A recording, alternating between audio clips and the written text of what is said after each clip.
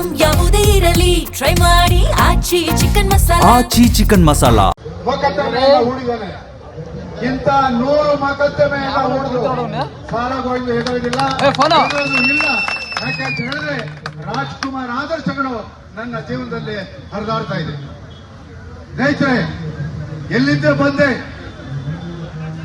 ಬಂದೆ ನೀನು? ನಿನಗೆ ಸಂಸ್ಕೃತಿ ಕಲ್ತಿಲ್ವಾ?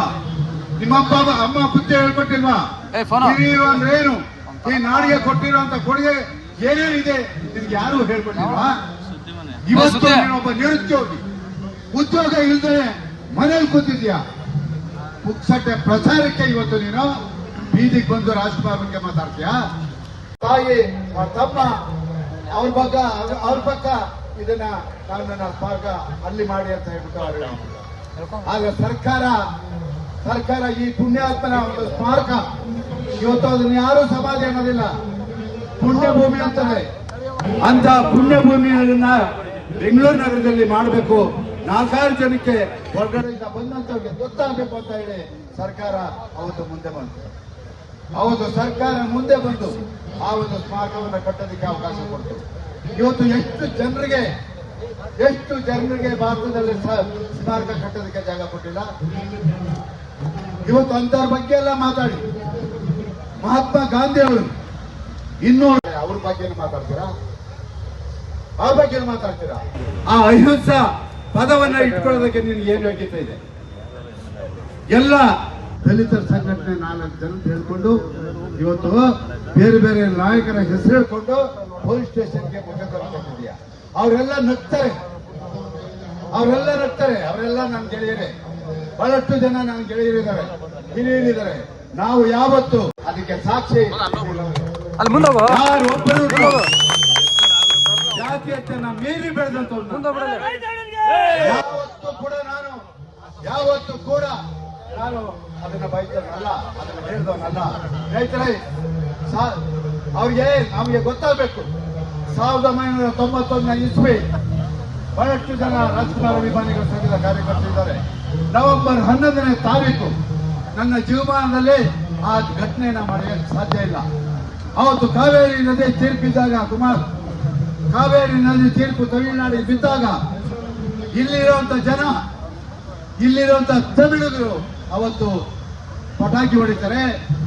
ಅವತ್ತು ನ್ಯಾಯಮೂರ್ತಿಗಳು ND ವೆಂಕಟೇಶ್ ಮೂರ್ತಿ ಅವರು, ಒಬ್ಬ ವಕೀಲರು ಮಂಜುನಾಥ್ ಅಂತ ಹೇಳ್ಬಿಟ್ಟು ಹೈಕೋರ್ಟ್ ಜಡ್ಜ್ ಆಗಿ ಅವರು ತೀರ್ಕೊಂಡ್ರು. ಆ ಪುಣ್ಯಾತ್ಮ ನನ್ನ ಹತ್ರ ಬರ್ತಾರೆ, ಬಂದು ನಿಮ್ಮ ಪರವಾಗಿ ನಾನು ವಾದ ಮಾಡ್ತೀನಿ, ₹1 ನೀವು ನನ್ನ ಕೊಡಬೇಡಿ. ಕರ್ನಾಟಕದ ಬೆಂಗಳೂರು ನಗರದಲ್ಲಿರುವಂತಹ ಕನ್ನಡಿಗರಿಂದ ಸತ್ತಿಲ್ಲ, ಬದುಕಿದ್ದೀವಿ ಅಂತ ತೋರಿಸ್ಬಿಟ್ರು.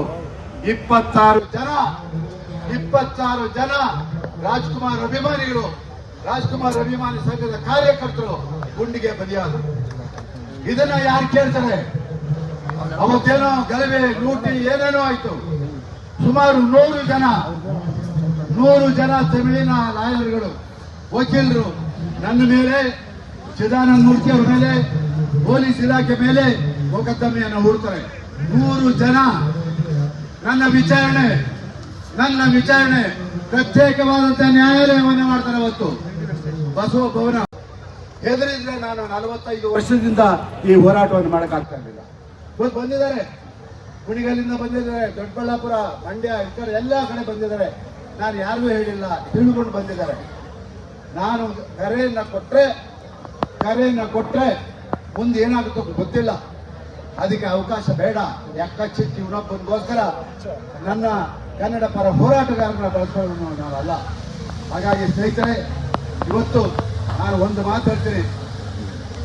ಆ ಒಂದು ಪುಣ್ಯಾತ್ಮನ ಬಗ್ಗೆ ಮಾತನಾಡುವಾಗ ಯೋಚನೆ ಮಾಡಬೇಕು.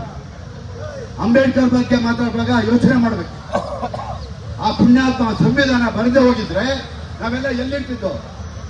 ಇವತ್ತು ಅಂತ ಸಂಘಟನೆಯ 4 ಜನರನ್ನ ಸೇರಿಸ್ಕೊಂಡು ಯಾವುದೋ ಒಂದು ಯೂಟ್ಯೂಬ್ ಅಲ್ಲಿ ಏನೋ ಒಂದು ಹರಿಬಿಟ್ಟು ಏನೋ ಒಂದು ಮಾಡ್ತಾ ಇದ್ದಾರೆ.